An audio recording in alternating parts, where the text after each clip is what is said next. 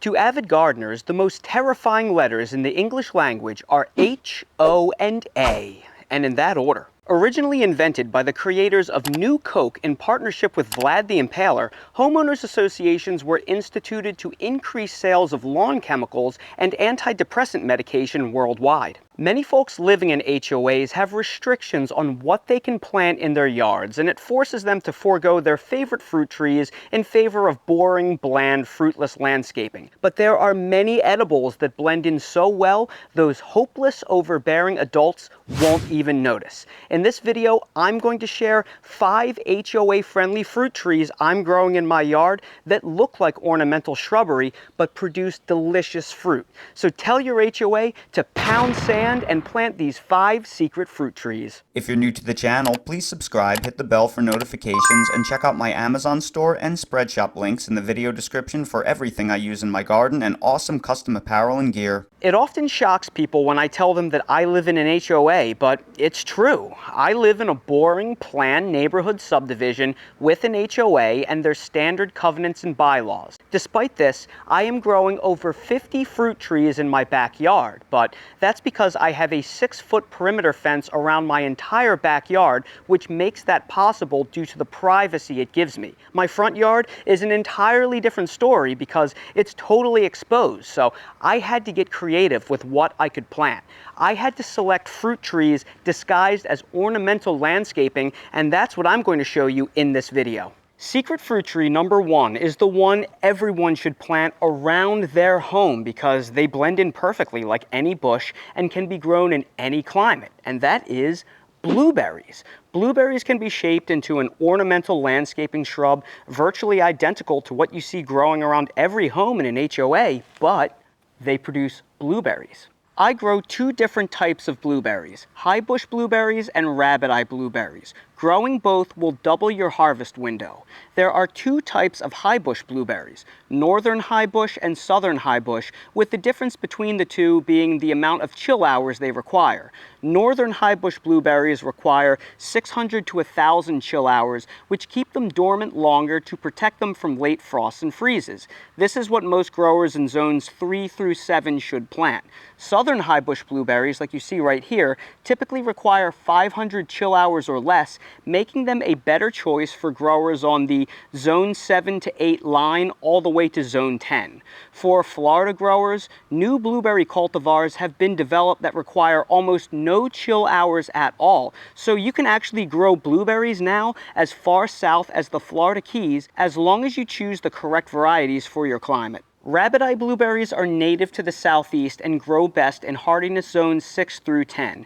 Depending on the variety, they will require anywhere from 350 to 800 chill hours. So choose the varieties you want to grow based on your location and how many chill hours you average per year. Rabbit eye blueberries are large and produce a month after high bush varieties, so if you grow both high bush and rabbit eye cultivars, you can be picking blueberries for 2 to 3 months a year. Just remember, most blueberry varieties require cross-pollination, and high bush and rabbit eye blueberries generally don't cross-pollinate because they bloom at different times. So if you want to grow both, you'll need 2 unique high bush varieties and 2 unique rabbit eye varieties that bloom at the same time. The good news is most online nurseries will suggest pollinator companions to ensure the bloom window overlaps. My blueberry plants are all from either Bottoms Nursery and Stark Brothers Nursery. The southern high bush cultivars I'm growing are Star and O'Neill. This one on the end right here is an O'Neill.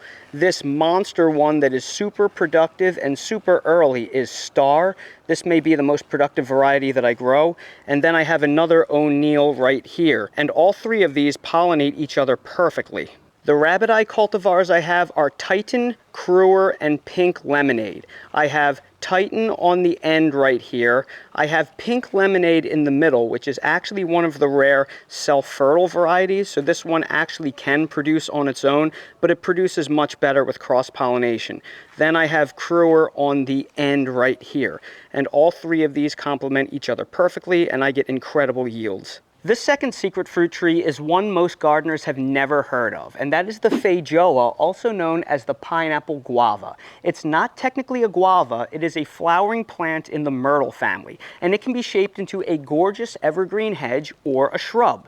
They are native to the highlands of Colombia, Brazil, Uruguay, and Argentina. So while they are technically subtropical, they're actually really cold hardy to zones 7 through 11 and can tolerate temperatures as low as 5 degrees briefly, maybe even a little colder. We got hit by a major snowstorm this winter and spent an entire week in the teens at night, getting down to as low as 9.7 degrees Fahrenheit, and this feijoa right here didn't even blink. Nor did this young one right here. I didn't protect either of them in any way, and they did not suffer so much as a single burnt leaf in all that cold. These plants are relatively slow growing, and you can plant them pretty close to a house foundation as long as you prune them annually to control their size. This plant right here has been growing for almost 8 years in this spot, and I've never had any kind of problems because I prune it annually to keep it on the smaller side. Because of their evergreen nature, they make an attractive border planting or foundation planting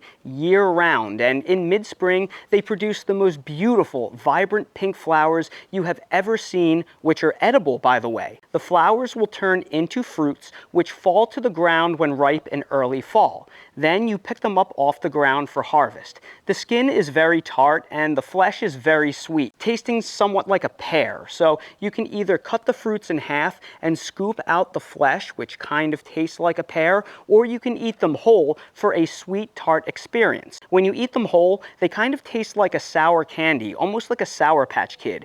They are astoundingly easy to grow, and I found them to be 100% pest and disease free. Nothing has ever bothered either of my feijoa plants, and I've never had to protect them or spray them. The one thing you need to know about feijoa is not all varieties are self-fertile and some require cross-pollination. For example, this is one that I got from Stan McKenzie at McKenzie Farms in Scranton, South Carolina, where I get all of my citrus. And he doesn't know the name of the variety, but it is self-fertile and it produces prolifically. This variety right here is called Takaka, and I got it from One Green World, and this is another self-fertile variety. So just make sure if you only want one, you get a variety that is known to be self-fertile. If not, you will need 2 unique varieties for cross-pollination. Secret fruit tree number 3 is my all-time favorite fruit tree, and that is the fig.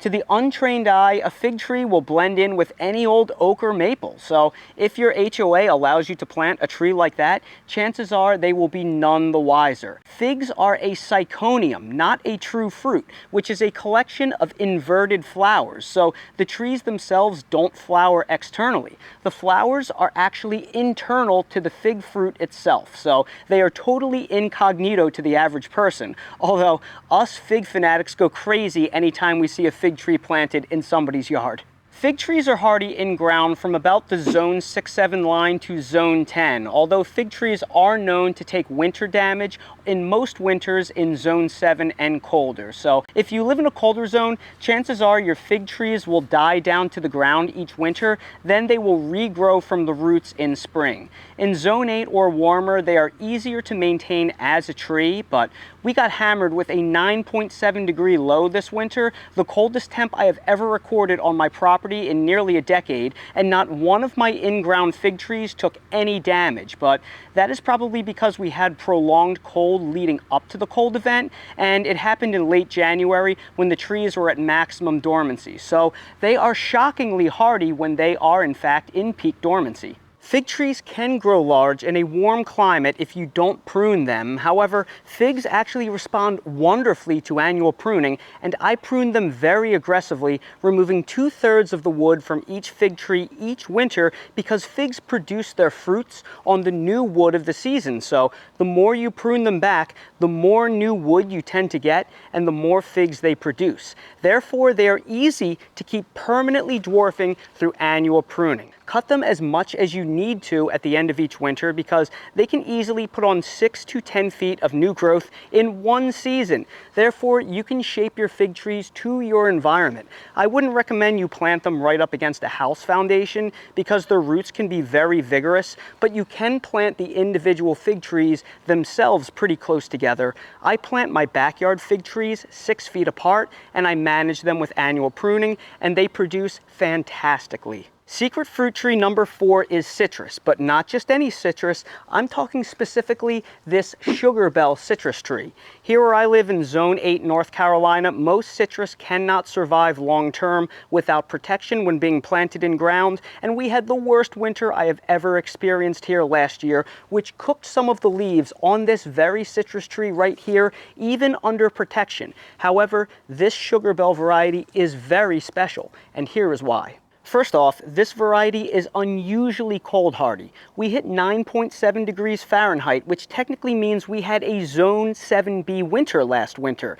And that means with proper cold protection, it is possible to grow this tree all the way down to the Zone 7/8 border in ground when you follow my cold protection methods. I'll link to a video both above and down in the video description that shows you how I protect my citrus trees from cold. Second, this variety has an upright growth habit. I grow several satsumas in my backyard, which are some of the most cold-hardy citrus, but they have a sprawling, weeping growth habit, which may draw unwanted attention. This upright growth habit of this tree is very pleasing to look at, which is why I have it planted as a dooryard tree. I mean, it is literally growing right in front of the walkway to my front door. And third, sugar bell is one of the few citrus trees that is tolerant of HLB citrus greening disease.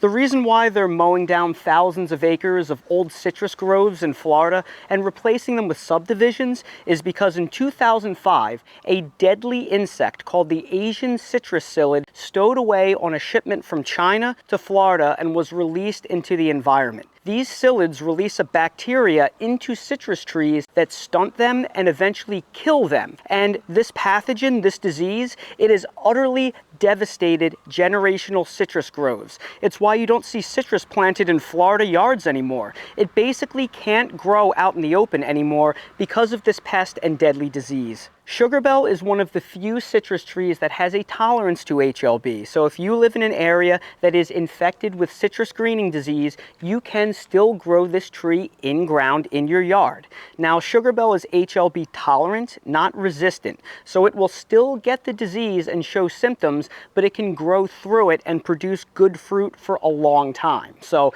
if you're a Florida grower and you thought citrus wasn't possible anymore, think again. Sugar bell is a mandarin hybrid, and the fruit is very similar to a Mineola and of top quality. The fruits rival any of the best oranges that my Satsuma and Caracara trees make in my backyard. So whether you live in Florida, you're an adventurous grower that doesn't mind providing some cold protection, or you live somewhere in between and you have always dreamt of growing dooryard citrus, this tree is definitely worth trying. And secret fruit tree number 5 isn't a tree at all. In fact, it's not even made of wood, and that is bananas. I have a dwarf Orinoco banana growing here in my front yard in Zone 8B, which is one of the more cold-hardy bananas out there. But while it is still far too cold to grow this banana unprotected where I live, I am able to get fruit off of it most summers by building a cage around it out of chicken wire and then stuffing that cage full of 2 bales of straw to insulate the stems, since this variety only grows to be about 5 feet tall. This is usually enough to insulate the stems and get a harvest of bananas most years, since this is a shorter cycle banana. Now, obviously this winter was the worst in a generation and it got smoked. So while it will come back from the roots and grow back, it won't produce any bananas for me this year. However, to the untrained eye, this is just a tropical looking ornamental, and people do grow cold hardy ornamental bananas in HOAs all the time. So if you live in Zone 8 or warmer and you don't mind wrapping and protecting the stems in late October before the frost hits, you may be able to fruit your own bananas in your yard in the summer. And that right there are 5 secret fruit trees most people will be able to grow in homeowners associations. Now, look, just as a disclaimer, I can't 100% guarantee every person that lives in every HOA can do this. I'm sure there are some exceptions. There may be some HOAs out there that are so incredibly strict, or you live in a neighborhood that is so specifically planned, they could spell out exactly what you have to plant. And there are also some covenants out there for things like townhomes and condos where you aren't allowed to touch the landscaping at all. So please check your covenants and bylaws before you dive in to make sure that they aren't too specific and you can do this. However, for most HOAs, for people with detached homes on yards that they own that have pretty generic bylaws, you should be able to plant most of these things I featured in this video without issue because they blend in like any other generic landscaping. They have worked beautifully for me, and I would happily do this exactly the same all over again. So everybody, I sure hope you found this video helpful. If you did, please make sure to hit the like button, subscribe to the channel, and please ring the notification bell so you're notified when I release more videos like these. For all of my favorite items that I use to care for my fruit trees, I place direct links down in the video description for your convenience. For everything else I use in my entire yard and garden, that is linked in my Amazon storefront in the video description. While you're down there, check out my website, themillennialgardener.com, for all things gardening and for custom home design merch if you want to support my channel. Thank you all so much for watching, and I hope to see all of you again on the next video. What, Dale? What? Oh, Dale wants a puppuccino from the espresso machine. What a surprise. Okay, buddy. Let's go. Let's go do the thing. Hard to do this with my left hand. All right. We'll give him about 1.5 ounces of milk. We don't want to give him too much. All right. What would life be for a pup if he didn't have his own cold foaming machine? And it is done. You know, Dale, I haven't even had my coffee yet. I'm still waiting. You're butting the line. How come the good-looking ones get all the perks in life? You know the drill. Up, up, up, up, up, up, up, up, up. You need to be more patient. Okay. Enjoy your morning coffee.